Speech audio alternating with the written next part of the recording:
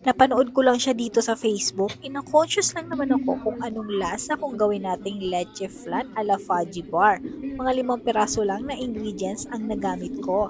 Fudgy bar, itlog, crema asada milk, food color at asin. Kaya tara, umpisahan na natin. At first time ko nga gumawa nito kahit yung kinagis na nating leche flan ay di ko pa na-try. At dahil leche flan lang din ito, ika-caramelize lang muna natin itong white sugar. At gumamit din ako ng 5 piraso ng fudgy bar. Milk custard cream pala ang flavor na ginamit ko. At saka naman natin ito dudurugin ng pino, yung ganyan ay pwede na. Mas maganda din yung pinong-pino, yung idadaan sa food processor kung meron kayo, pero sa akin pwede na yan dahil gusto ko malasahan yung fudgy bar flavor. At nilagay ko na nga ang isang lata ng 370 ml at 2-in-1 crema asada at 2 pirasong itlog. Pwede rin pala kayo maglagay dito ng vanilla extract. At yellow food color para hindi naman maputla itong ating dessert at kaunting asin para di naman masyadong matamis. At halu-haluin hanggang kumalat ang kulay nito. At naganda ako dito ng 3 baso ng tubig para dito tunawin ang gulaman powder and flavored white jelly mix.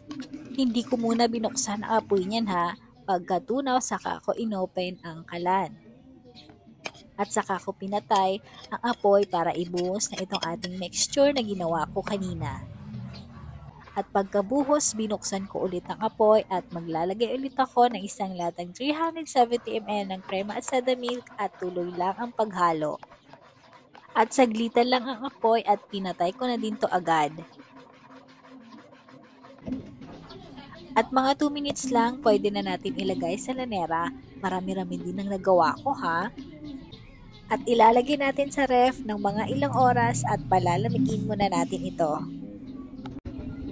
At eto na, huhusgahan ko na nga ang gawa ko. Ako na ang gumawa, ako rin ang huhusga. Huwag kayong mag-alala, honest review to. Itong una, medyo hindi ganon kakinis. Itong pangalawa naman, makinis pero hindi na perfect ang caramel.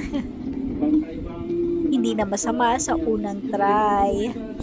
At wag na natin patagalin, tikman na yan. At in fairness, masarap, lasang-lasa mo yung fudgy bar. At ayun lang, salamat sa inyong panonood. Bye!